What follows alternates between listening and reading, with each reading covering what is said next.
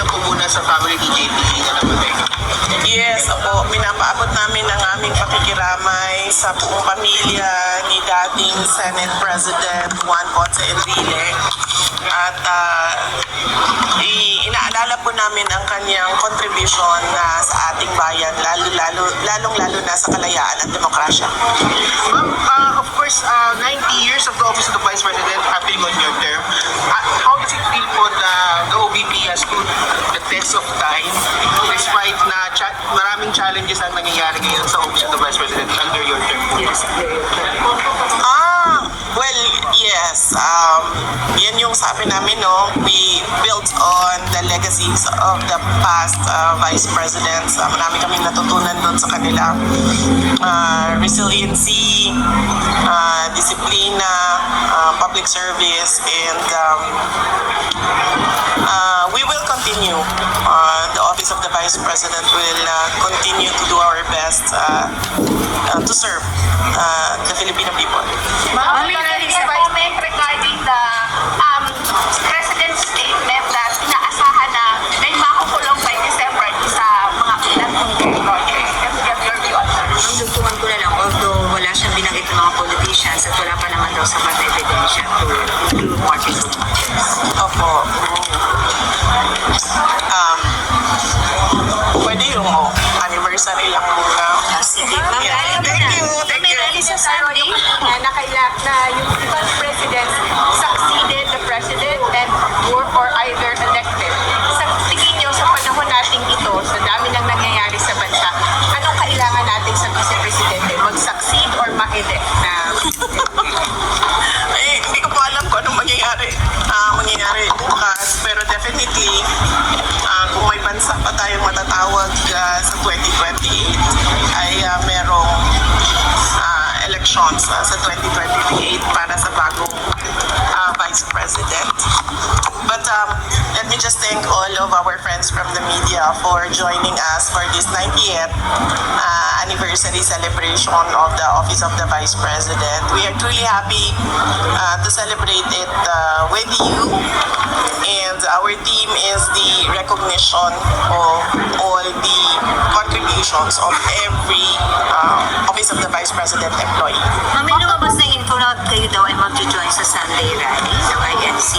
Are you really going to go to join? Wala akong sa lahat ng mga rallies, wala akong schedule. Dito sa Pilipinas, ang mga rallies na ginagawa namin ay laging nasa overseas or abroad. Pero I commit and I call on the administration, the government to respect the right of the people to freedom of speech and expression. Huwag masyado silang maging balat sibuyas. Ma'am, last question. usapan po na sa 2028 kukunin niyo raw po na bilang Vice President daw po si Senator Amy Marcos? Ay, hindi pa po ako nakakapag-desisyon kung tatakbo ako sa 2028, ma'am. So, hindi pa po ako umabot sa punto na nag-isip kung sino ang Vice President. Ang reaction lang po doon sa pagkakafile ng sedition charges laban kay Congressman Kiko Barzaga, parang sinasabi niya na parang sagot daw ito ng Marcos administration laban sa kanya na sobrang critical niya against the administration. And he's just one of the 97, ma'am, na kinasuhan ko ng CIDG. Actually ako, meron din akong pending open investigation sa inciting to sedition and grave threats. Yung subpoena, ma'am. Sandali tinawag na ba ako?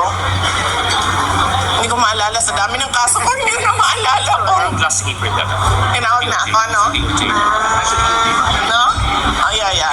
Pero nothing has something to do with the September 21 rally po. Wala naman kayong ganun, ma'am.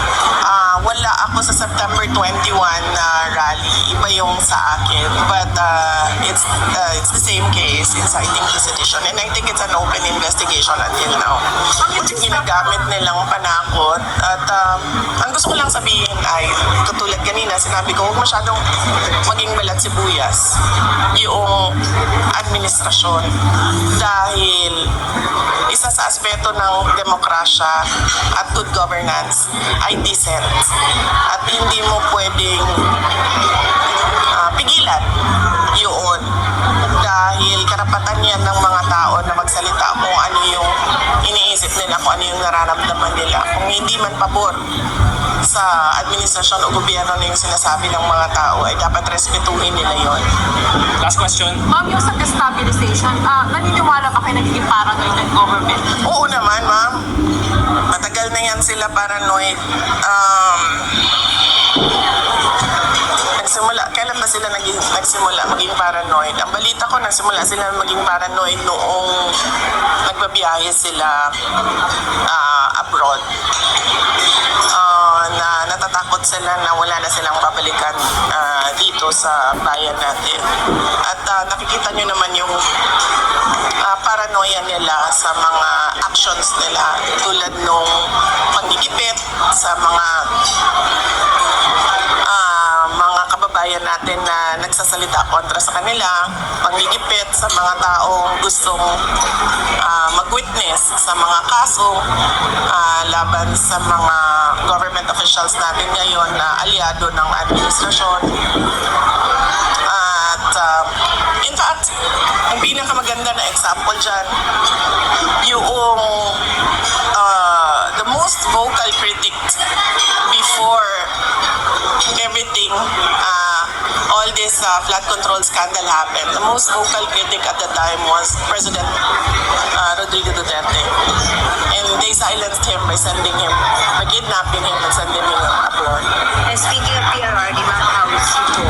Okay lang. Nagbalita sa day. Last week kami nagkausap after Bagyong Tino, before Bagyong Juan, at okay lang naman siya. Sinasabi lang niya na pinapaabot niya sa lahat ng mga Pilipino na nasa isip niya kayong lahat sa panahon ng inyong kagipitan at kalungkutan, at pinapaabot niya yung kanyang condolences sa mga pamilyang namatayan at mga pamilyang hanggang ngayon ay nahanap pa rin yung kanilang mga mahal sa buhay. Ma'am, do you have plans na Ang galing ng Tagalog ko, JC! Ito yung aking Ma'am, do you have mentor. plans na mabisita si PRRD before 2025 ends? Wala pa pong schedule kung kailan yung susunod na pagbisita ko kay dating Pangulong Rodrigo Duterte. Ano na nga po sabi niyo, you will announce your plan for 2028 sa first quarter ng 26 or Last quarter. Ng 26. 2026. Oh. Pwede mapaaga yung announcement po. Oh. Ano yung magiging considerations ka para mapaaga? Bakit kailangan mapaaga rin? Pag maganda yung sagot mo, sige, aagahan ko yung sagot ko. Walang sagot si Red. Walang rason kung bakit kailangan natin agahan yan. Ma'am, last na lang po kasi may survey po yata ang Okta na sabi na medyo nag-dip ang inyong approval rating. Less than majority, 47%. Medyo nag-dip. Pero yung kay Marcos po yata bumaba, especially sa Mindanao. What's your reaction sa mga survey ratings po ng Okta, other research firms po ba? Opo, assume natin assuming na yung paggagawa ng research nila ay tama, yung Office of the Vice President, hindi naman kami nagtatrabaho para sa trust or approval ratings. Kung ano yung commitment namin sa mga kababayan natin na mga projects, ay itutuloy pa rin namin yon. And in fact, mas paigihan pa namin yung aming pagtatrabaho, lalong-lalo na medyo gipit kami sa aming pondo, kaya lalo naming doblehin yung effort namin para mas marami pa rin mga kababayan ang makabenepisyo sa serbisyo ng Office of the Vice President. Ang your thoughts sa ginagawa po ng gobyerno sa flood control project? Kasama na dyan yung Senate River. Sabi ni Senator Amy Cortez na may triplan to sustain it. Oo, nakita nyo naman na kung sa gani na sa Bisaya gani, ginaango-ango, yun, Senator Amy. May baliw-baliw. naman parang ginahimo ta nilang ango-ango ba sa ilahang ginabuhat. Kayo na mag-translate. Ang lalim. Ma'am, yung pagbaba ng pera, anong masasabi niyo? Saan nyo may ako contribute? Loss of confidence sa ating bansa at yung walang investments na pumapasok sa ating bansa. Sabi ni Presidente, pwede raw makarecover ng government by fourth quarter. gising.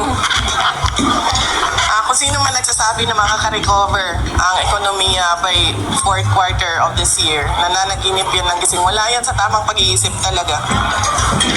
Mamensahe mo na lang po sa dadalo sa rally, kasama daw po yung mga retired general or those who are in the service po before. Yes, oo. Sa lahat ng mga kababayan natin na gustong ipahayag yung kanilang nararamdaman, yung kanilang iniisip, yung kanilang opinion, yung kanilang advice para sa administrasyon, para sa gobyerno, ay suportado kami sa Office of the Vice President. Suportado namin kayo sa inyong paggamit ng inyong karapatan sa malayang pamamahayag, freedom of speech and expression. Aren't you afraid na makakapunta sa sitwasyon? Actually, ma'am, inaantay ko lang kung kailan nila ako ikukulong. But apparently, hanggang ngayon, hindi pa rin nila mabuo-buo talaga kung ano yung strategy nila, paano nila ako ikulong. Dahil wala talaga silang ebidensya ng maling ginawa. Ma'am, are you scared po ba na baka tuluyan kayo ni Boy, yung ombudsman Boy? Kasi inuuna na yung stand tapos ngayon yung kasunod yan. Hindi ba kayo natakot na baka si Boy na mismo ay uunahan na kayo? Natatakot hindi kasi nakahanda naman na ako sa posibleng mga mangyari sa akin.